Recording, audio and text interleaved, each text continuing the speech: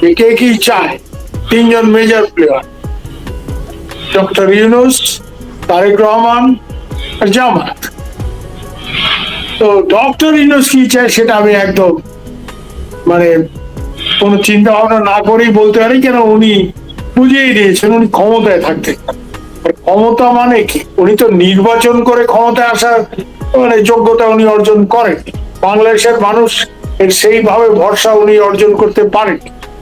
মানুষ অনেক আশা করেছিল, কিন্তু 1.5 বছরে উনি বুঝিয়ে দিয়েছেন ইজ এ কমপ্লিট ফেলিয়ার। এবং উনি সবসময় এই ব্যাকডোর দিয়ে একটা কিছু করাতে চান।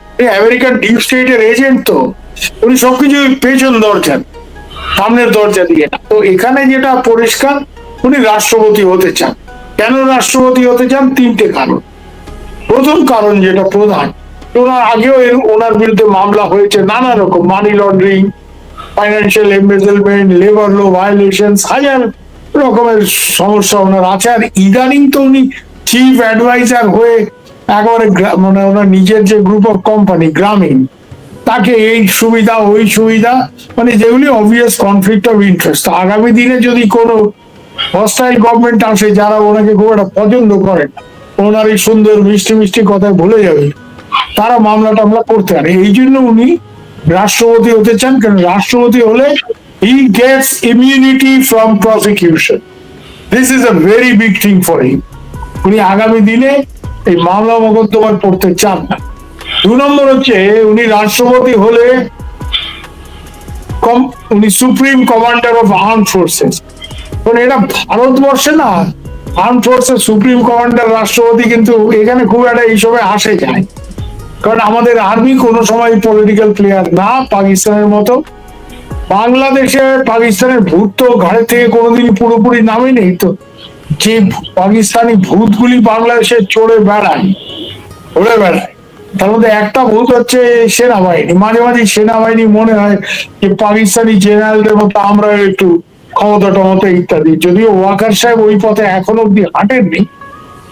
কিন্তু এখানে ইউনূস নিশ্চিত হওয়ার জন্য যে তার ক্ষমতা থাকবে, তার একটা ভয়েস থাকবে, রাষ্ট্রপতি হলে উনি supreme commander of the arm forces. সব থেকে বড় কথা হচ্ছে, যেসব জেনারেলকে উনি পছন্দ করেন না, ওনার ভয় যে ওনার পথের কাটা হতে পারে, ওইসব জেনারেলকে উনি রাষ্ট্রপতি হলে, being the supreme commander of arm forces, he can remove them, he can change.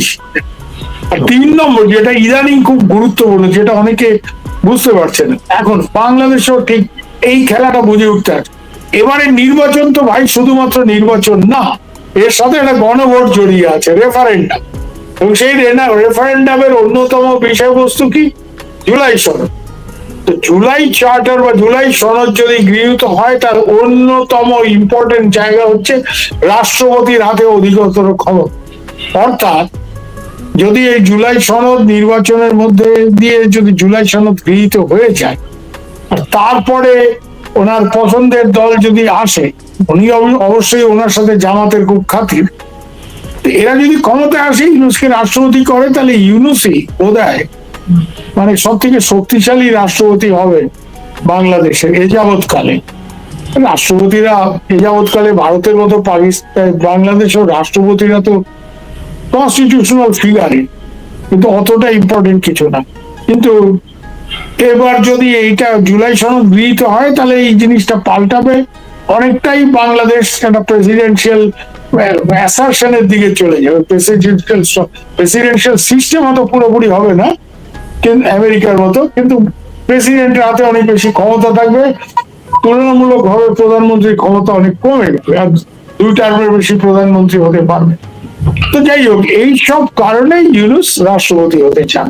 তাহলে ইউনূসের ব্যাপারটা গেল, আমি রাষ্ট্রপতি হব, এটা উনি চান। তারেক রহমান অবভিয়াসলি প্রধানমন্ত্রী হতে চান, আর সেটা অন্যায়ের কিছু না। উনি দীর্ঘদিন, উনি তো আগে ক্ষমতায় সেই অর্থে কোনো সময় ছিলেন না, কোনো পদাধিকারী ছিলেন না, যদিও কি একটা বাংলাদেশে তোমরা বলো হাওয়া ভবন টবন ওইসবে উনি মানে খুব প্রতাপ ছিল ওনার, কিন্তু উনি আনুষ্ঠানিকভাবে ক্ষমতায় ছিলেন না। তো স্বাভাবিক কারণেই ওনার আম্মু আর এখন নেই, জীবিত নেই।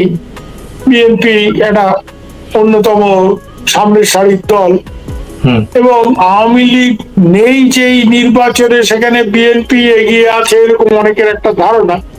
তো সেটা ন্যাচারালি উনি এখন চেয়ারপারসন হয়েছেন, অ্যাক্টিং থেকে রেগুলার চেয়ারপারসন হয়েছেন, next logical step prime minister.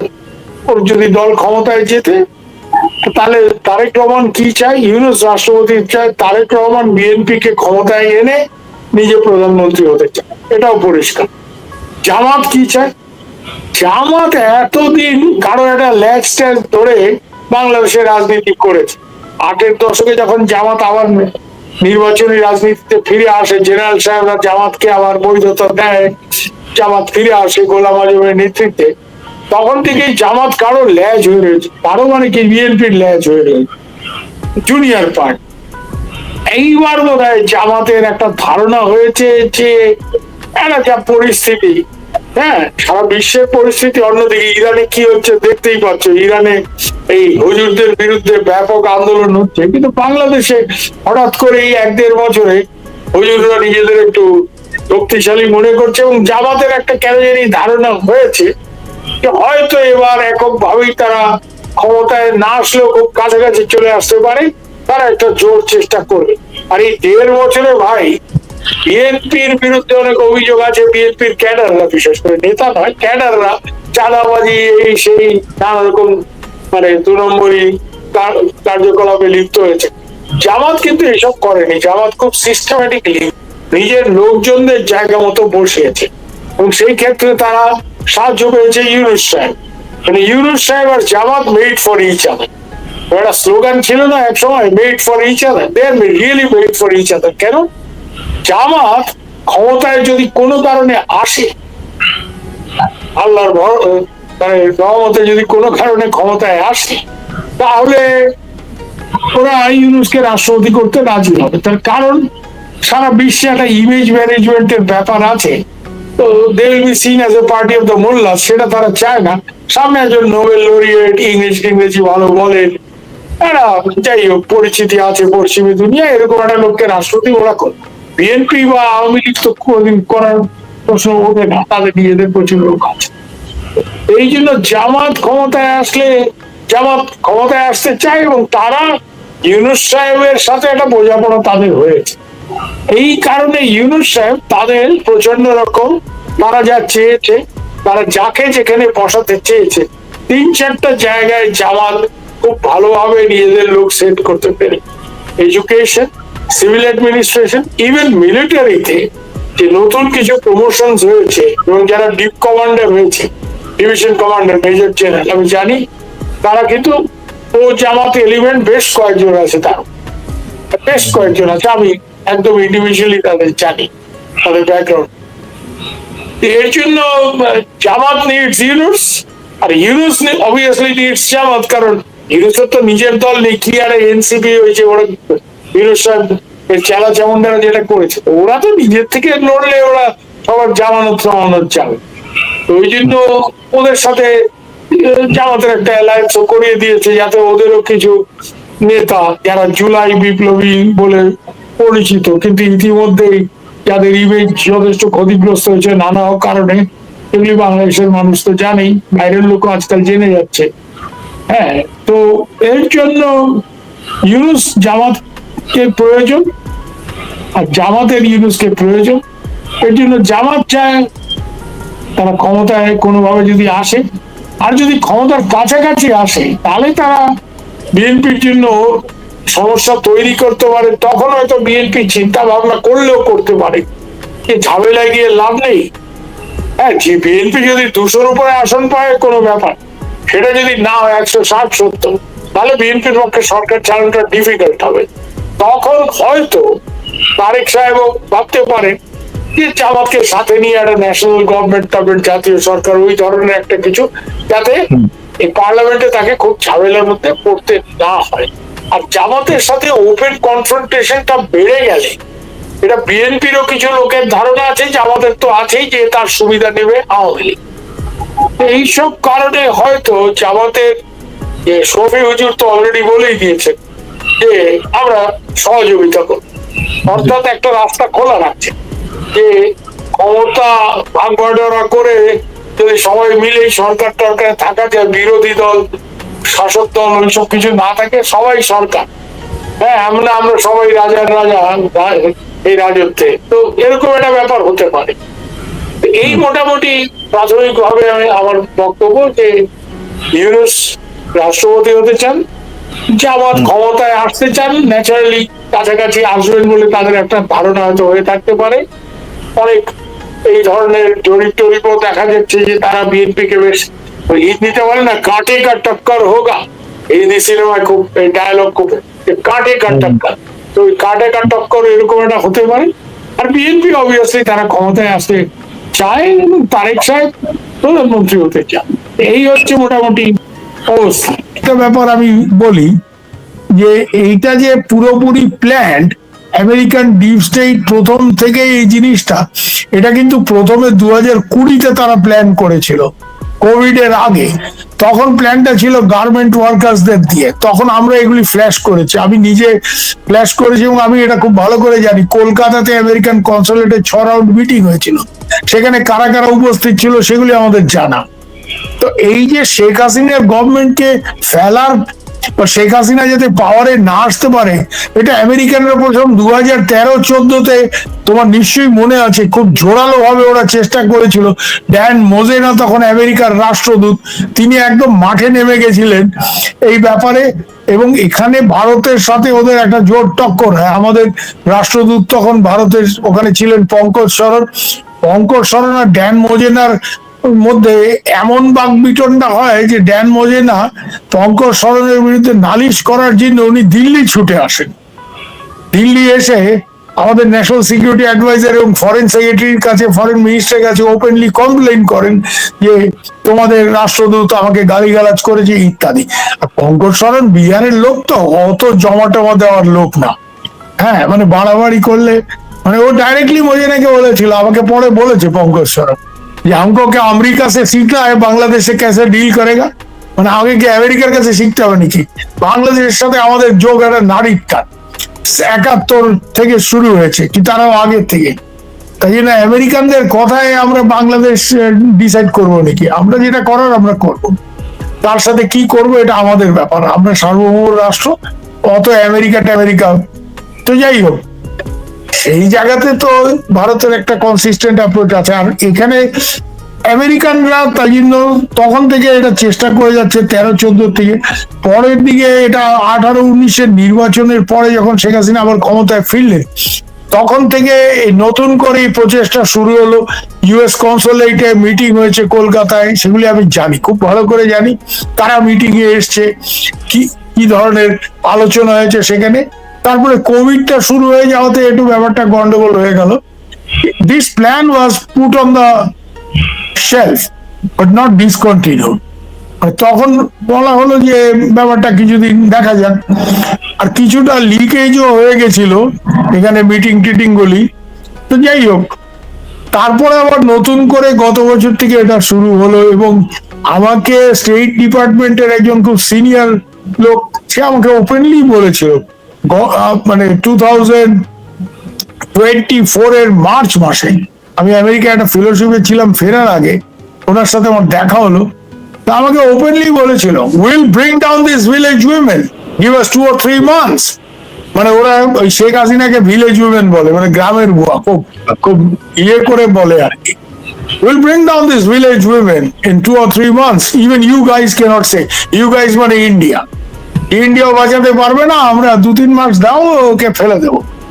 আমি তখন একটা ক্যালকুলেট করেছিলাম যে তাহলে 2-3 মাস, এপ্রিল মে জুন, তার মানে জুলাই থেকে একটা গন্ডগোল হবে। তা আমাদের সরকারকেও অ্যালার্ট করা এবং বাংলাদেশেও আমাদের যারা বন্ধু বান্ধব তাদের, এই ব্যাপারটা একটা প্ল্যান্ড ব্যাপার। এবং এখানে এটা টেমপ্লেটটা কি জানো সানি? টেমপ্লেটটা হচ্ছে ইউক্রেনে যেভাবে রুশপন্থী লুকাশেঙ্কোর সরকারকে 2013-তে যেই কায়দায় ফেলা হয়েছিল, হ্যাঁ, এবং এই কমেডিয়ান, এই যে জোকার জেলেনস্কি, তো ইজ এ কমেডিয়ান, হ্যাঁ, একে ক্ষমতায় আনা হয়েছিল ওই টাইপের। এটাকে ইউরো ময়দান 2013-14 অপারেশন বলে, সিআইএ তাই বলে, সিআইএ এর অফিসাররা, যে ওখানে massive use of social media, সেটা দিয়ে লোককে জোগাড় করা, সামনে ছাত্র যুবক এদেরকে প্রতারিত করে নিয়ে আসা, কিন্তু পেছনে একটা কোর গ্রুপ থাকবে। এখানে কোর গ্রুপ ছিল জামাত, ওখানে কোর গ্রুপ ছিল স্টিফেন ব্যান্ডারের ইউক্রেনিয়ান ন্যাশনালিস্ট, যারা ব্যান্ডারাইটস বলে যাদের। তো ওই টেমপ্লেটেই এখানে আন্দোলন হয়েছে। এটা প্ল্যান ছিল প্রথম 2020, ওই সময় কোভিড হওয়াতে পুরো ব্যাপারটা মানে ডিসকন্টিনিউ করা হয়। তারপর আবার নতুন করে 23-24-23-এর শেষ থেকে এটা শুরু করা হয়। আর শেখ হাসিনার যেটা সমস্যা হয়েছে কি, শেখ হাসিনা আমেরিকাকে ডিল করার ক্ষেত্রে এমন কিছু লোকের উপর ডিপেন্ড করেছে যারা এখন আমরা জানতে পারছি যে তারা আমেরিকান ডিপ স্টেটের এজেন্ট ছিল ওনার গভর্নমেন্টের ভেতরে। আমার বন্ধু এবং খুব বড় বাপের ভারতের সাংবাদিক চন্দন নন্দী, যার বাবা একসময় রয়ের নাম্বার 2 ছিলেন, ডেপুটি চিফ, এবং উনিও আমাদের মতো পূর্ববঙ্গ মূলের লোক, তো একটা বাংলাদেশের প্রতি একটা অন্যরকম টান আছে।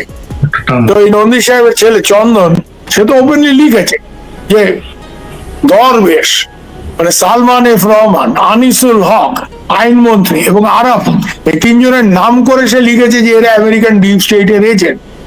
এখন আপা মানে শেখ হাসিনা তো এমন অনেককেই বিশ্বাস করেছেন যারা তার সর্বনাশ করেছে, উনি বুঝতে পারেননি। যাই হোক, ওনার আব্বার মতো ওনার ওই সমস্যাটা ছিল। হ্যাঁ, তো যাই হোক, এইসব মানে this is a tale deep state operation. তার জন্য সরকারের ভেতরে ইনফিলট্রেট করা হয়েছে, সরকারের বাইরেও এমন সব কিছু ফোর্সকে অর্গানাইজ করা হচ্ছে যে বাইরের থেকে মনে হবে এটা একটা মানে স্পন্টেনিয়াস মুভমেন্ট। একেবারেই না, this was a well plan thing. আর যেটাকে বলে যে হাটে হাড়ি ভেঙেছেন তো ইউনুস সাহেব নিজেই, উনি নিজেই ক্লিন্টন ফাউন্ডেশনের ওই প্রোগ্রামে দাঁড়িয়ে বলেছেন this was A meticulously designed operation, এবং এই মাস্টার মাইন্ড হিসাবে উনি মাহফুজকে নিয়ে আলাপও করিয়ে দিয়েছেন। এখানে আমেরিকান ডিপ স্টেটের প্ল্যানিং ছিল, এখানে টার্কিশ ইন্টেলিজেন্সের একটা বিরাট রোল ছিল, MIT, পাকিস্তানিদের তো ছিলই। আসলে পাকিস্তানের ISI আর টার্কিশ MIT একসাথে কাজ করে। টার্কিশরা টাকা পয়সা দেয়, কিন্তু ওরা পাকিস্তানিদের তো এখানে কন্ট্যাক্টস এগুলি অনেক পুরনো, এখানে ডিপ পেনিট্রেশন একটা আছে ওদের। কিছু লোক তো সবসময় রয়ে গেছে। ওই যে বলি আমি যেটা, যে পাকিস্তানের ভূত থেকে তো বাংলাদেশ পুরোপুরি কোনো সময় মুক্ত হয়নি। তার সাথে একের আবে রক্ষা নেই সুগ্রীব দোসর, তো সেখানে এসে টার্কিশরা জুটেছে।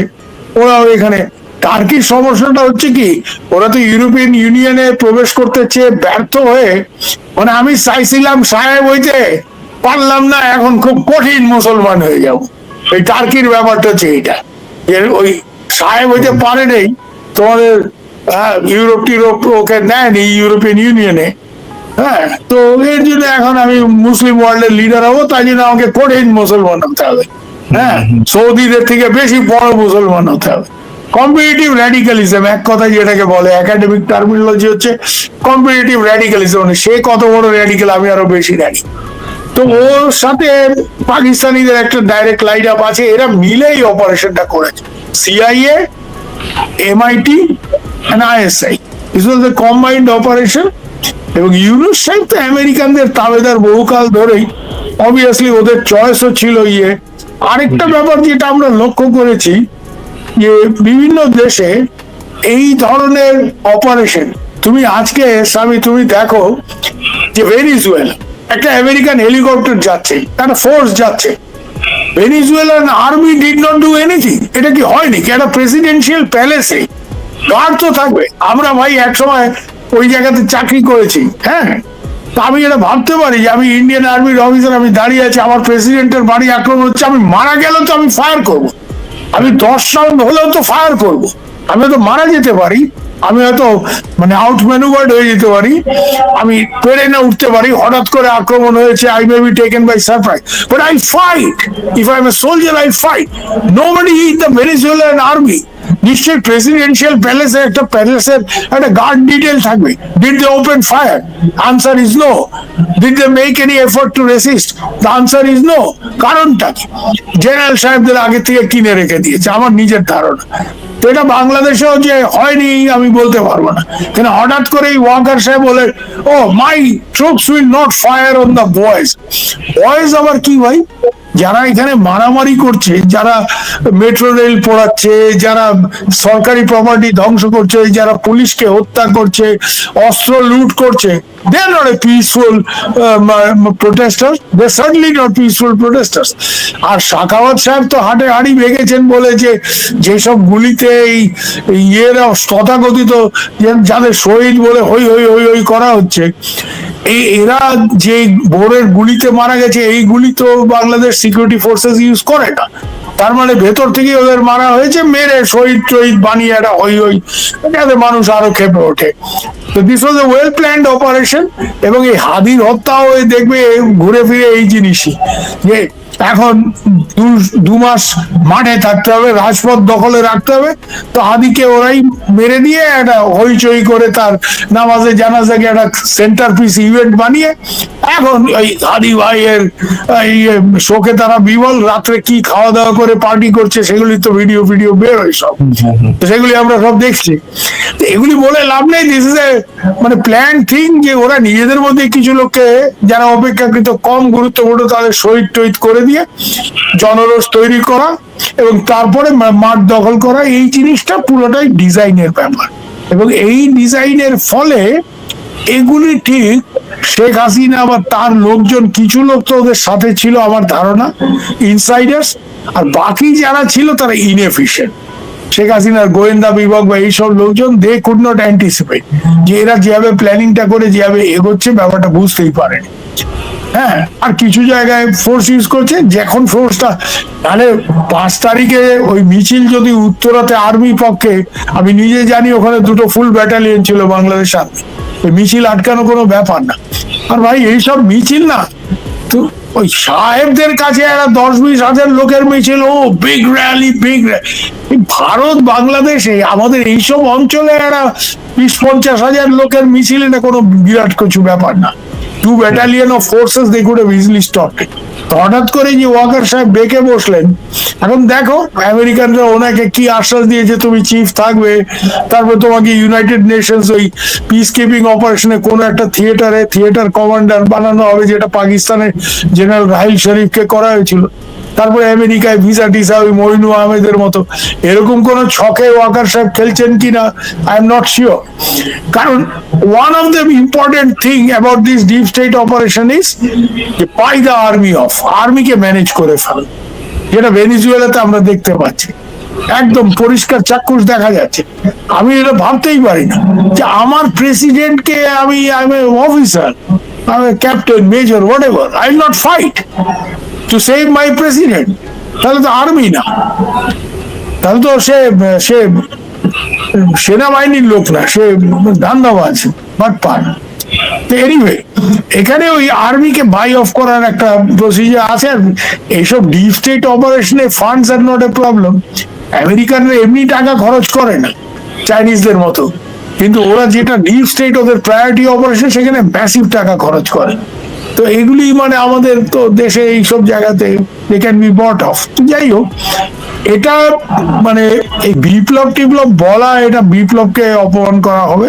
This was a deep state regime change operation, যেটা 2013-14 ইউক্রেনে হয়েছে, পিওরলি ওই টেমপ্লেটেই এরা করেছে। এখন আর আমেরিকানদের না খুব বেশি ভ্যারিয়েশন থাকে না, ওদের অপারেশন একটা সাকসেসফুল হলে ওই টেমপ্লেটই অন্য জায়গায় করে।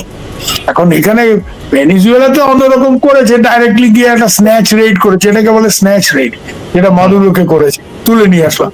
কিন্তু এটাও করেছে ওরা আর্মিকে বাই অফ করে, নাহলে সম্ভব হতো না। আচ্ছা, অনেক ধন্যবাদ দাদা। আমাকে এখন শুনতে পাচ্ছেন ঠিক মতো? পাচ্ছি, একটু মানে ওই জন্য দেখছো না, আমি একটু ফোনটার কাছে এসে শোনার চেষ্টা হচ্ছে, তুমি বলো। দর্শকদের কাছ থেকে একটু শুনতে পেরেছি না যে আমাদের সাউন্ড ঠিক আছে, আপনার কথাও শোনা যাচ্ছে, আমারটাও শোনা যাচ্ছে, ঠিক আছে। তো আমার এখন যে প্রশ্নটা আমি আপনাকে করতে চাচ্ছিলাম, যে ইউনূসের ক্ষমতা নেয়া, দীর্ঘায়িত করা, জাতীয় ও আন্তর্জাতিক অতি গুরুত্বপূর্ণ বিষয়ে সিদ্ধান্ত নেয়া কি অন্তর্বর্তী সরকারের বৈধ কাজ, এবং ভবিষ্যতে এটার প্রভাব কি পড়বে আমাদের বাংলাদেশে এবং আন্তর্জাতিক মহলে? ধন্যবাদ। না না, এরা শোনো, এটা অন্তর্বর্তীকালীন সরকার, এই অন্তর্বর্তীকালীন সরকার গঠন এবং এটার সময়কাল দীর্ঘায়িত করা দুটোই অত্যন্ত মানে অনৈতিক, শুধু নয় এটা বেআইনি, ইলিগাল। বাংলাদেশে শোনো, ইউনূস সাহেব তো কোরআন শরীফে হাত রেখে শপথ নেননি, উনি বাংলাদেশের সংবিধানে হাত রেখে শপথ নিয়েছেন। যে সংবিধানে উনি হাত রেখে শপথ নিয়েছেন, ওই সংবিধানে অন্তর্বর্তীকালীন সরকারেরও কোনো ব্যবস্থা নেই, কোনো প্রভিশন নেই, আর এই রেফারেন্ডামের কোনো ব্যবস্থা নেই। এই দুটো কাজই প্রচন্ড ইলিগাল কাজ উনি করছেন। এখন এই ইলিগাল কাজের মধ্যে উনি খুব কায়দা করে বিএনপি কে সামিল করেছে। এই নির্বাচন যদি বিএনপিও বয়কট করত, যে না এটা এই referendum should not be part of this whole exercise, এটা আলাদা ব্যাপার, এটা পরে পার্লামেন্ট ইলেক্টেড হলে বাংলাদেশের কনস্টিটিউশন প্রয়োজনে পরিবর্তন করে তারপরে রেফারেন্ডাম করা যাবে। কিন্তু এখন রেফারেন্ডামের যেহেতু কনস্টিটিউশনাল কোনো প্রভিশন নেই, এই মুহূর্তে রেফারেন্ডাম করাটা ঠিক না। আমার ধারণা, এটা আমার মানে বিএনপি এটা অপোজ করা উচিত ছিল, কিন্তু বিএনপির যেটা হচ্ছে আমি সাইকোলজিটা বুঝতে পারছি।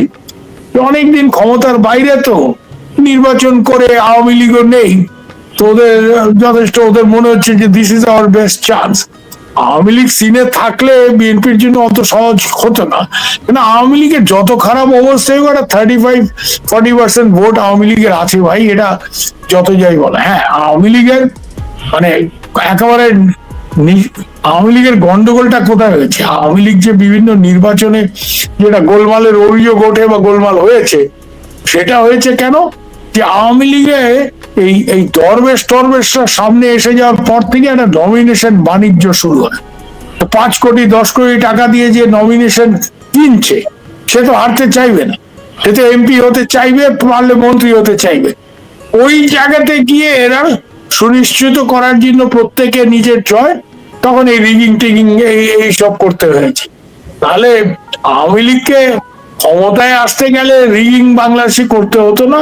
হ্যাঁ, হয়তো 250 সিট 280 সিট পেতো না, কিন্তু 170-80টা সিট পাওয়ার ক্ষমতা আওয়ামী লীগের ন্যাচারাল কোর্সে ছিল। তো যাই হোক, আজকে আওয়ামী লীগ যেহেতু ইলেকশনে নেই, আমার কথা হচ্ছে ইউনূস বা অন্য দলগুলি যদি এতই কনফিডেন্ট হয় যে এরা ফ্যাসিবাদী, বাংলাদেশের মানুষ এদের রিজেক্ট করেছে, let the people of Bangladesh decide. তুমি ইলেকশনে আওয়ামী লীগকে আসতে দাও, তারপরে দেখা যাক, ফ্রি এন্ড ফেয়ার নির্বাচন করো, দরকার হলে আন্তর্জাতিক অবজারভারদের নিয়ে আসো, ইউএন এর অবজারভারদের আনো, ইউরোপিয়ান ইউনিয়ন বা পশ্চিমী দুনিয়া, এবং পশ্চিমী দুনিয়া কেন, জাপান টাপান সবখান থেকে, দের আর আদার ডেমোক্রেটিক কান্ট্রি। হ্যাঁ, পশ্চিমী দুনিয়া কি ডেমোক্রেসির ঠেকা নিয়ে রেখেছে নাকি? ওরা কি ঠিকাদার ডেমোক্রেসি? ওদের কথাই শেষ কথা একদমই না। তো বিভিন্ন দেশ, জাপান, সাউথ কোরিয়া, এদের সবাইকে এনে অবজারভার এনে নির্বাচন করো, আওয়ামী লীগকে নির্বাচন করতে দাও, দেখি মানুষ ঠিক করুক না। আওয়ামী লীগ যদি সত্যি খারাপ কাজ করে থাকে, আওয়ামী লীগকে ভোট দেবে না, হয়ে গেল, খেলা শেষ। হ্যাঁ, কিন্তু এখানে যেটা হচ্ছে যে তুমি এক নম্বর হচ্ছে you are the illegal authority, interim গভর্নমেন্টের কোনো প্রভিশন নেই তুমি ইলেকশন করার, কোনো কেয়ারটেকারের আন্ডারে হচ্ছে না, আর ইলিগাল ইন্টারিম গভর্নমেন্টের আন্ডার ইলেকশন হচ্ছে, রেফারেন্ডামের সাথে ইলেকশন হচ্ছে, so the whole exercise is illegal. আর 3 নম্বর হচ্ছে ইনক্লুসিভ ইলেকশন কি করে হবে? আজকে ভারতবর্ষে কংগ্রেস ইলেকশন হেরে গেছে, তাই বলি কংগ্রেসকে বাদ দিয়ে ইলেকশন হবে? তাহলে ইলেকশন বলে ভারতের লোক মানবে এটা? Congress has to be in the election. তারপরে ভারতের মানুষ কংগ্রেসকে ভোট দেয়নি, বা যতটা দেওয়ার কথা ততটা দেয়নি, হ্যাঁ, তার জন্য কংগ্রেস হেরে গেছে। তাও তো দেখো, আগের নির্বাচন তুলনায় গত ভারতের নির্বাচনে কংগ্রেসের অনেকটা গ্রাউন্ড রিকভার করেছে। হ্যাঁ, বিজেপি এককভাবে মেজরিটি পায়নি, অন্যদের জোরে মেজরিটি পেয়েছে। কংগ্রেস না থাকলে ভারতে যেমন ইলেকশনটা ইনকনক্লুসিভ ইলেকশন হবে, ইনক্লুসিভ হবে না, ঠিক বাংলাদেশে আওয়ামী লীগকে বাদ দিয়ে ইলেকশন হতে পারে না। আওয়ামী লীগ একটা মেজর দল ভাই, আওয়ামী লীগ একটা ওই জামায়াতে ওলেমা ফোলেমা ওই টাইপের, নিজামি ইসলাম ওই টাইপের তো দল না। আওয়ামী লীগ ইজ আওয়ামী লীগ। আজকে ডেমোক্রেটরা ইলেকশন হেরে গেছে, বাইডেন সাহেব হেরে গেছে, ডেমোক্রেটদের বাদ দিয়ে ওখানে ইলেকশন হবে? কি বলে আমেরিকাতে, কি কনজারভেটিভ হেরে গেছে, কনজারভেটিভদের বাদ দিয়ে ইংল্যান্ডে ইলেকশন হবে? না। হবে না। তো ভারতে কংগ্রেস বাদ দিয়ে ইলেকশন হবে না, আওয়ামী লীগ বাদ দিয়ে কোনো election, it is not legal. BNP কে কায়দা করে, বিএনপি এই তাড়াতাড়ি এই সুযোগে ক্ষমতায় আসার যে লালসা, সেটাকে ব্যবহার করে ইউনূস সাহেব ওদের এখানে এনে নির্বাচনকে খানিকটা একটা বৈধতার জায়গায় নিয়ে আসার উনি চেষ্টা করছেন। At the end of the day, this is not going to be an acceptable election. কিন্তু যাই হোক, একটা ইলেকশন হবে ফেব্রুয়ারি 12 তারিখ, হয়তো একটা ইলেকশন হবে। এর মধ্যে অন্য কোনো খেলা ইউনূস সাহেবের আবার আছেন কিনা সেটা জানি না, কেন একটা মামলা তো হয়ে আছে এই পুরো ব্যাপারটা চ্যালেঞ্জ করে, সেখানে আবার কি হয়। আর আজকাল জজ সাহেবরাও মারধর খাওয়ার ভয়ে, সাংবাদিকরা যেমন মারধর খাওয়ার ভয়ে কিছু লিখতে ভয় পায়, জজ সাহেবরাও মারধর খাওয়ার ভয়ে এই ক্ষমতাচ্যুত হওয়ার ভয়ে পুরো বেঞ্চ এক রাতে হই হই করে গিয়ে চেঞ্জ করে দিল। হ্যাঁ, নতুন বেঞ্চ চলে আসলো। বাংলাদেশে তো কোনো গভর্নমেন্ট বলে কিছু নেই, এর জন্য যা খুশি তাই, একটা মবক্রেসি এবং জোর যার মুলুক তার, এরকম একটা ব্যাপার চলছে, ওই মগের মুল্লুক যেটাকে আমরা বলি। হ্যাঁ, তো এখানে তোমার আবার মেটিকুলাস ডিজাইনের নেক্সট অধ্যায়ে আমরা কি দেখবো বলা মুশকিল। ইউনূস সাহেব ইজ ডিফিকাল্ট টু প্রেডিক্ট, আর তার আমেরিকান মাস্টাররা যা চাইবে উনি তাই করবেন, সেটাই আশা করা যাচ্ছে। তবে আমার নিজের ধারণা যে ইলেকশনে উনি অন্তত এমন কিছু একটা করবেন, ধরো সব বেশিরভাগ ভোট কেন্দ্র যদি এখন মাদ্রাসাতে হয় এবং মাদ্রাসার যারা প্রিন্সিপাল বা প্রধান শিক্ষক তাদের যদি প্রিসাইডিং অফিসার করে দেওয়া, obviously Jamaat will have an advantage. এই ধরনের অনেক খেলাধুলা আমাদের দেখা বাকি আছে। ইউনূস সাহেব ওই একটা, আমরা কার গান কত রঙ্গ দেখাইবারে ভাই, তো কত রঙ্গ এখনো দেখা বাকি আছে, সেটা তো আমিও জানি না, তুমিও জানো না। হ্যাঁ, একমাত্র আল্লাহ জানে আর ইউনূস সাহেব জানেন। ঠিক। দাদা, উনি জাতীয় এবং আন্তর্জাতিক ভাবে মানে অনেক গুরুত্বপূর্ণ বিষয় উনি জাতীয় এবং আন্তর্জাতিক অঙ্গনে সে অনেক সিদ্ধান্ত নিচ্ছেন, এটা কি উনি পারেন কিনা? দেখো, আন্তর্জাতিক ব্যাপার না এখানে, আন্তর্জাতিক আমরা বলি ঠিকই, আমরা মিন করি পশ্চিমী দুনিয়া। হ্যাঁ, আন্তর্জাতিক এখানে এই থাকতে হবে সেই থাকতে হবে বললেই মনে হয় যে আমেরিকা, ইউরোপিয়ান ইউনিয়ন এরা কি বলছে, এটাই আন্তর্জাতিক হয়েছে। হ্যাঁ, East Asia they are in economic power, কিন্তু ওরা সেইভাবে জাপান, সাউথ কোরিয়া ওরা তো অ্যাসার্ট করে না। কিন্তু এখানে মানে মোটামুটি ভাবে আমেরিকান ডিপ স্টেট কি করবে আমরা জানি, ওদের চয়েস কিন্তু Jamaat. They want Jamaat to win, or if not win এমন একটা ভালো জায়গায় পজিশনে যেখান থেকে তারা বিএনপি কে চাপে রাখতে পারে। বিএনপি মানে আমেরিকানরা যা চাইবে সেটা মানে করাতে পারে, এরকম একটা ব্যাপার থাকবে। আর এখানে আরেকটা জিনিস দেখবে যে জামাতের সাথে অ্যালায়েন্স হয়েছে এনসিপির। এনসিপির কিছু ওই মুখ যারা নিজে থেকে নির্বাচন অংশগ্রহণ করলে মানে অন দেয়ার ওন তারা জেতার মতো অবস্থায় নেই, তাদের একটা জিতিয়ে আনার চেষ্টা হবে। সেই অর্থে মানে সরকার হোক কি বিরোধী শিবিরেই হোক, ইউনূস সাহেবের কিছু লোকজন দুদিকেই থেকে যাবে। আর একটা মানে ব্যাপার যেটা পরিষ্কার, সেটা হচ্ছে মৌলবাদীদের যে বিএনপিও খুশি রাখার চেষ্টা করছে, সেটা তো বোঝা যাচ্ছে। রুবিন ফারহানাকে তারা টিকিট দিল না, কেন দিল না? রুবিন ফারহানার মতো মানে এতটা মানে effective and articulate speaker BNP থেকে আর কেউ আছে? রুবিন ফারহানা যেরকম বক্তব্য রাখে, স্বয়ং তারেক রহমান সেই টাইপের বক্তব্য কি সালাউদ্দিন সেই টাইপের বক্তব্য রাখার ক্ষমতা রাখে? একদমই না। He is the most powerful and articulate speaker in the BNP. She would be a fantastic parliamentarian. এটা আওয়ামী লীগেও আমরা দেখেছি, আওয়ামী লীগেও তারানা আলিম ওয়াজ এ ভেরি পাওয়ারফুল স্পিকার, কিন্তু ওই দরবেশদের হিসাবে মধ্যে পড়ে নেই, দরবেশের ফাইল ক্লিয়ার করে নেই, তো তারানা আলিমের মিনিস্ট্রিও গেল, শেষ পর্যন্ত উনি বিধায়ক হতে পারলেন না। যাই হোক, কোনো মতে মহিলা সিট টিট দিয়ে একটা, তাও মন্ত্রী আর হতে পারেননি। এখানেও রুবিন ফারহানার একই জিনিস হয়েছে। হ্যাঁ, মানে এই তোমাদের এই সব নকল দরবেশ টরবেশ বা এই বড় বড় সব মানে লোকজন, এরা ওই পাওয়ারফুল উইমেন পার্সোনালিটি, হ্যাঁ বঙ্গবন্ধুর মেয়েকে মেনে নেবে কি খালেদা জিয়া সেটা হিস্টোরিক কারণে, কিন্তু অন্য এরকম মানার মতো এখনো বোধহয় অবস্থা নেই। তো এই যে মানে রুমিনের মতো এত পাওয়ারফুল, এবং যখন আউট অফ পাওয়ার বিএনপি, সব থেকে সরব কে ছিল? রুমিন, অবভিয়াসলি, নোবডি এলস। সেই জায়গাতে তাকে টিকিট না দিয়ে তার জায়গায় এমন একজনকে টিকিট দেওয়া হচ্ছে যে ভালো ওয়াজ টোয়াজ হয়তো করতে পারে, কিন্তু এর বেশি কিছু পারে না। Naturally will be no great parliamentary, Junaid Al Habib সাহেব। তো এগুলি বোঝা যাচ্ছে যে এই মৌলবাদীদের খুশি করার একটা চেষ্টা বিএনপির তরফ থেকেও আছে, কিন্তু বিএনপিকে খুব কায়দা করে নির্বাচনে এনে খানিকটা নির্বাচনী বৈধতা পাওয়ার একটা চেষ্টা ইউনূস সাহেব করেছেন, এবং তাতে উনি সফল হয়েছেন। এখন আওয়ামী লীগ তো totally side line. Awami League কি করবে? আওয়ামী লীগ ইলেকশন বয়কটের ডাক দেয়। ইলেকশন বয়কটের ডাক দিলে ধরে নিলাম কম ভোট পড়লো, আওয়ামী লীগের ভোটাররা সেখানে গেল না।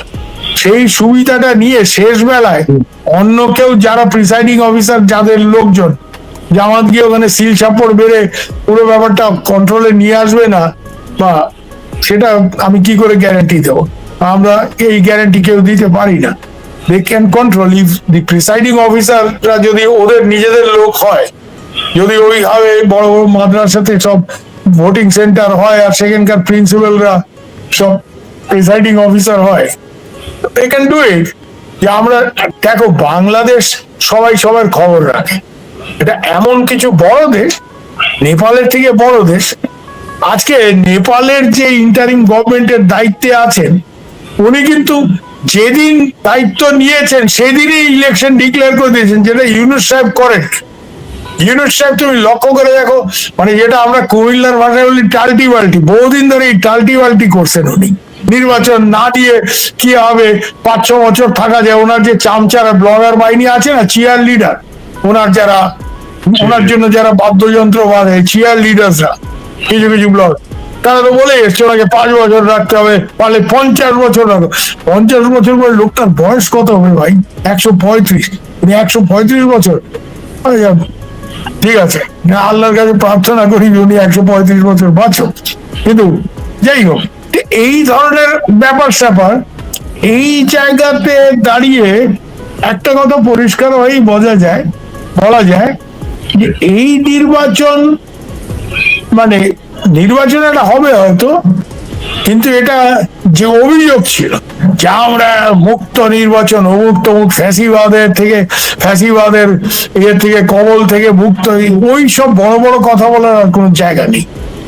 হ্যাঁ, মানে Yunus may win the political game, but he has already lost the moral game. He has already lost it. Political game, হ্যাঁ, উনি ক্ষমতায় থাকা যদি ওনার উদ্দেশ্য হয়ে থাকে, হয়তো ক্ষমতায় থেকে যাবেন, আমি রাষ্ট্রপতি হব তো হয়ে যাবেন। দাদা, আপনি কি মনে করেন? আমাকে এখন শুনতে পাচ্ছেন দাদা? হ্যাঁ, পাচ্ছি, তুমি বলো। হ্যাঁ, ফেব্রুয়ারিতে একটি সাধারণ নির্বাচন করার একটি প্রস্তুতি কি বাংলাদেশ সরকার, প্রশাসন, ইসি, আইন শৃঙ্খলা বাহিনীর আছে বলে আপনি মনে করেন? আমার তো মনে হয় যে নির্বাচন কালে এবং নির্বাচনের প্রাককালে এবং নির্বাচন কালে যে খুব একটা আঁটোসাঁটো আইন শৃঙ্খলা বজায় রাখার চেষ্টা, এটা ইউনূস সাহেব চাইবেন না, এটা জামাতও চাইবেন না। ওরা চাইবে টালমাটাল অবস্থা থাকে।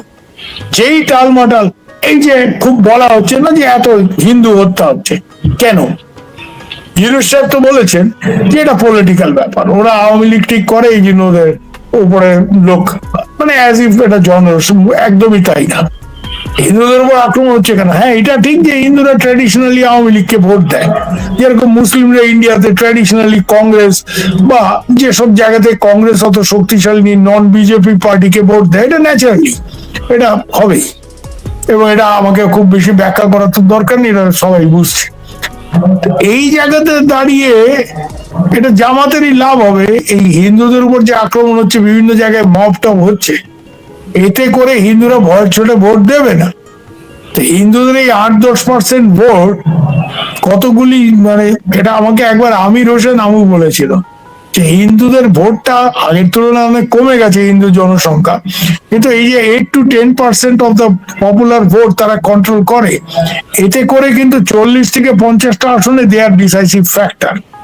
হ্যাঁ, এবং আমির হোসেন আমু আমাকে যেই কথাটা এক্স্যাক্টলি বলেছিলেন, বর্ষিয়ার নেতা, এখন জেলে আছেন, আমু ভাই বলেছিলেন যে দেখো এইসব জায়গাতে আমরা তো নির্বাচন করতে করতে চুলদারি সব পাকছে, তো হিন্দুরা এখানে যদি ফ্রিলি ভোট দিতে পারে, এখানে আমরা কলা গাছ দাঁড় করে জিতে যাব। দিস ইজ হিজ কোট, এটা আমার বক্তব্য না, ওনার, এটা ওনার মূল্যায়ন। তো এই জায়গাতে হিন্দুরা যাতে ভোট না দেয়, আজকের বাজারে আওয়ামী লীগ বাজারে নেই, নেক্সট অপশন হিন্দুদের হয়তো হবে বিএনপি কে ভোট দাও। কিছু হিন্দু লিডার তো বিএনপিতে আছে, গয়েশ্বর রায়ের মতো লোকজন। তো সেটা যাতে না হয়, ওদের ভোট জামাত পাবে না। জামাত হয়তো এবার হিন্দু ক্যান্ডিডেট দিচ্ছে, কিন্তু ওটা খুব একটা কোনো এদের কোনো ওইসব, এরা কোনো ফিগার না। তো তাহলে গন্ডগোল যদি হয়, এইভাবে হিন্দুদের উপর আক্রমণ চলতে থাকে, তাহলে ওরা ভয়ের ছোটে ভোট দেবে না। এটা লাভ কে হবে? জামাতের লাভ হবে। এই ভোট তো আমি পাইতাম না, তো আমি যখন পাবো না, এরাও পাইতে দিব না, সে সোজা হিসাব। দিস ইজ দ্য অঙ্ক। তো এটা, এর জন্য আমার মনে হয় একটা, তারপরে ধরো আওয়ামী লীগের ভোটারদেরকে উদ্দেশ্য করে হয়তো আওয়ামী লীগের নেতৃত্ব বলার চেষ্টা করে তোমরা ভোট দিতে যায় না, কিন্তু ভোট দিতে না গেলেও, আমি ভোট দিতে গেলাম না, আমার হয়ে তো কেউ একটা ভোট দিয়ে দিতে পারে। যেখানে সব রিগিং হয় সেখানে তো এরকমই হয়। আমরা ওই 70-71 এখানে কংগ্রেস রিগিং করেছিল সেই জমানায়। হ্যাঁ, তো তখন তো আমরা দেখেছি যে কংগ্রেসের মাস্তানরা দাঁড়িয়েছে, কমিউনিস্টরা ভয়ের চোটে কাছে যেতে পারছে না, আর মানে বুড়ো মানুষ, হ্যাঁ মহিলা ভোট দিতে, হ্যাঁ মাসিমা আপনি কেন কষ্ট করে ভোট দিতে এসছেন, আপনার ভোটটা আমরা দিয়ে দিয়েছি, মানে এই ধরনের ব্যাপার স্যাপার।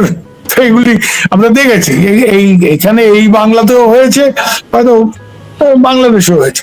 তো এই জিনিসের পুনরাবৃত্তি আবার হবে না, এটা কে বলতে পারে?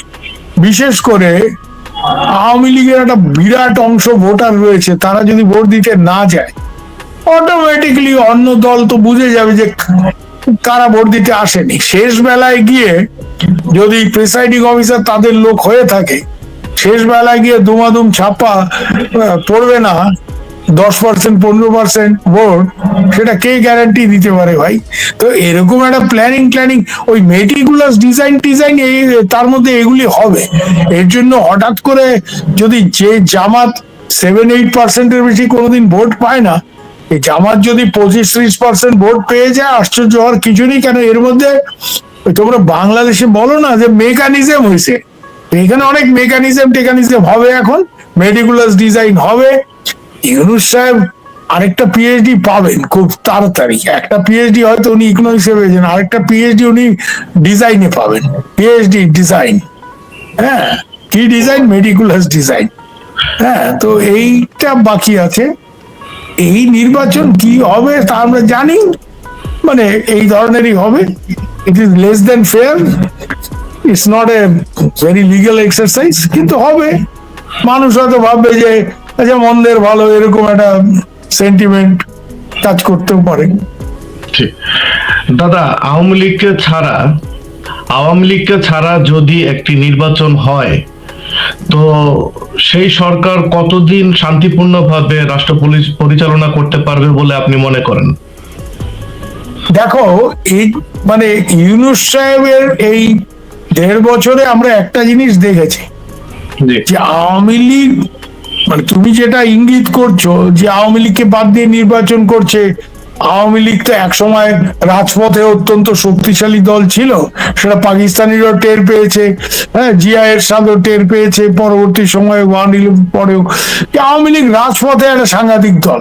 সেটা খানিকটা নিজেদের দুর্বলতা, আওয়ামী লীগ নিজেদের কারণেই হয়েছে। ওই যে বললাম নমিনেশন, বাণিজ্য টাণিজ্য, যারা ত্যাগী তৃণমূল স্তরের শক্তিশালী নেতা ছিল, আওয়ামী লীগের নেতৃত্ব এখানে যেরকম সিপিএম এর ব্যাপারটা ছিল, বা কংগ্রেসেরও এক সময়, পশ্চিম বাংলায় দুই বাংলাতেই লিডারশিপ এসেনশিয়ালি ওয়াজ মিডল ক্লাস ভাই।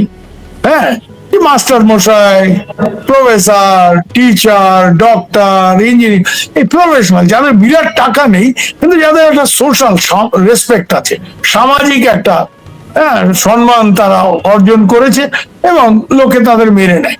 তা আওয়ামী লীগের নেতৃত্ব তাই ছিল।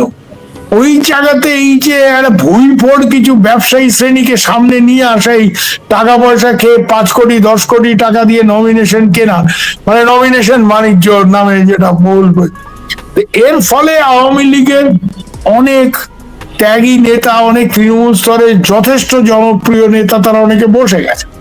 এখন তারা আবার নতুন করে কতটা কি করতে পারবে আমি জানি না।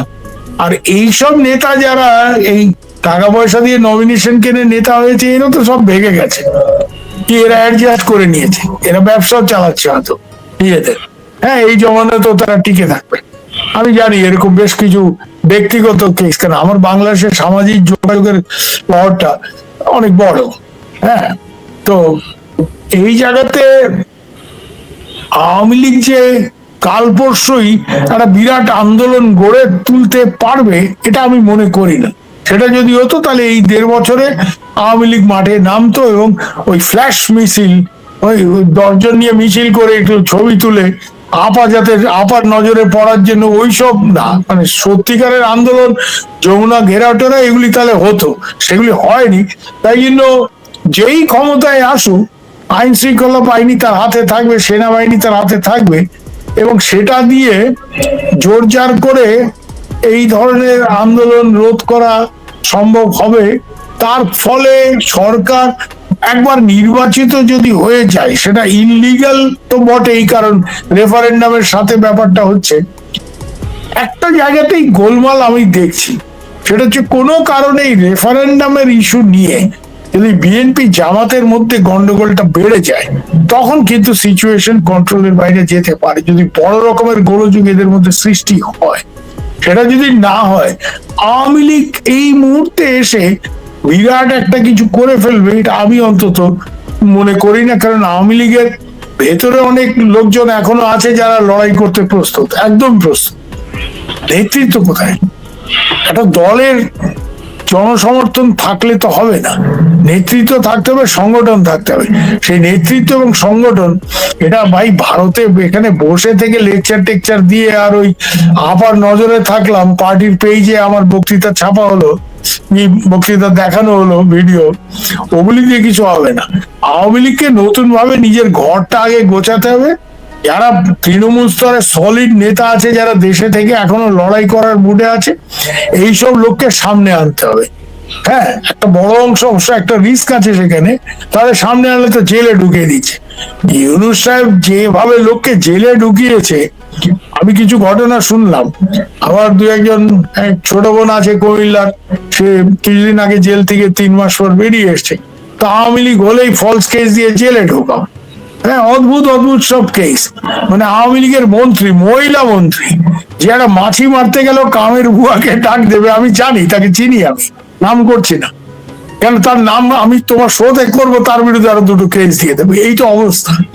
মানে এই যে একটা জুডিশিয়াল টেরোরিজম বা আইনি সন্ত্রাস, এতে ইউনূস সাহেব পিএইচডি পাওয়ার মতো মানে দক্ষতা অর্জন করে ফেলেছেন। তো যাই হোক, এই সব জিনিস যেহেতু হয়েছে, এগুলি আবার পুনরাবৃত্তি হবে না নতুন যারা ক্ষমতায় আসবে, বলা মুশকিল। তাই জন্য এক্ষুনি এই মানে নির্বাচন করে সরকারের দায়িত্বে যেই আসুক, আইন শৃঙ্খলা বাহিনী তার পক্ষে যদি থাকে, তাহলে বিরাট একটা আন্দোলন করে সরকার ফেলে দেওয়ার মতো অবস্থা তৈরি হয়ে যাবে খুব দ্রুত, আমি মনে করি। তবে হ্যাঁ, সাধারণ মানুষের মধ্যে কিন্তু একটা ক্ষোভ আছে। কেন, আমি বাংলাদেশের প্রচুর এতিম লোকজনকে চিনি। হ্যাঁ, রিক্সাওয়ালা, খুব সাধারণ কোনো একটা কারণে আমার সাথে পরিচয় হয়েছিল, আমি তার লোনেরও ব্যবস্থা করে দিয়েছি, কারণ তখন আমার অনেক যোগাযোগ ছিল। তো এরকম সব লোকজন অতি কষ্ট করে, হ্যাঁ, আমার এক আপু ছিলেন, তার মেয়েরা আমাকে মামা ডাকে, করে দিয়েছি, দোকান করেছে ব্যাংকের লোনে। তো বলছে, মামা আগে তো ছাত্রলীগের পোলাবা নাই তো, আরে আপা ভালোই তো ব্যবসা করতেছেন, তো 500-600 টাকা চাঁদা দিতাম, একটু চা কফি খাওয়াই দিতাম, খুশি হয়ে চলে যেত। এরা তো এদের জমানাতে তো আমার 2 লাখ টাকার মাল লুটে গেছে, এখন 2 লাখ টাকা আমি কোথা থেকে ম্যানেজ করব? এখন তো ব্যাংকও লোন দেবে না। তো এরকম সব অবস্থা, একেবারে এতিম মানুষ। সাধারণ টিচার একটা ব্যবসার ব্যবস্থা করে দিয়েছিলাম, ভালোভাবে করে খাচ্ছিল, সর্বনাশ হয়ে গেছে। এই যে রিক্সাওয়ালা, হ্যাঁ আমি তার রিক্সা চড়তাম, আমি যখন বিডি নিউজে কাজ করি ওখানে বিবিসির চাকরি শেষে। তো সেই আমার দেশের বাড়ির কাছের লোক, কুমিল্লার, ঢাকাতে রিক্সা চালায়। তাহলে শাহজাহান কেমন আছো ভাই? তো ভাই আমরা 3 বন্ধু রিক্সা চালাই, 2টা ছিনতাই হয়ে গেছে অলরেডি, আমার নম্বর জানি কবে লাগে ভাই। আমরা কয় টাকা রোজগার করি, কত আমরাও ছিনতাই হয়েছে। এই হচ্ছে দেশের অবস্থা। তাই জন্য আগেই ভালো আসছিলাম, তো শেখের বেটি ছাড়া এই দেশকে চালাইতে পারবে না, এইটা কিন্তু অনেকের মুখে আমি শুনি, এবং যারা এতিম মানুষ, সাধারণ মানুষ। কিন্তু হলে কি হবে, এই পরিস্থিতি, এই ফিলিং থাকলেও আওয়ামী লীগের সেই সংগঠন, আওয়ামী লীগের কি হয়েছে জানো তো ভাই? ওই সিপিএম পশ্চিম বাংলায় 30 বছর ক্ষমতায় থাকে, ওই যে সাংগঠনিক ভাবে যে চর্বি জমছিল তাদের, না, যে কারণে তারা ইলেকশন হেরে গেল 2009, মমতা ব্যানার্জি ক্ষমতা আসলো 2011। তো আওয়ামী লীগের না ওই 30 বছর না 15 বছর এই সর্বনাশটা হচ্ছে। আওয়ামী লীগকে নতুন করে আবার পুনর্গঠন করে সংগ্রামী নেতাদের সামনে আইনে দেশের ভেতরে একটা সলিড অর্গানাইজেশন আবার দাঁড় করাতে হবে। আওয়ামী লীগ পারে। দেখো আরেকটা ব্যাপার কি, আওয়ামী লীগ তো এর আগেও ঘুরে দাঁড়াইছে, 75-এ ক্ষমতার চ্যুত হয়েছে তারা ওই সামরিক অভ্যুত্থানের মাধ্যমে। তারপর 21 বছর লাগছে তাদের ক্ষমতায় ফিরে আসতে। তারপর 2001-এ নির্বাচন হারে ক্ষমতাচ্যুত হয়েছে, 8 বছর লাগছে ফিরে আসতে। তো এইটা মনে করার কারণে যে আওয়ামী লীগের কোনোদিন ফিরে আসবে না, Awami League can reinvent itself. হ্যাঁ, আবার নতুন করে তারা শক্তিশালী হতে পারে, এক্ষুনি তারা হয়ে যাবে, এই সম্ভাবনাটা আমি দেখতেছি না। এটা করতে গেলে আওয়ামী লীগের ম্যাসিভ রিভ্যাম্প দরকার হবে, ব্যাপক মানে পুনর্গঠন, দলকে ঢেলে সাজাতে হবে।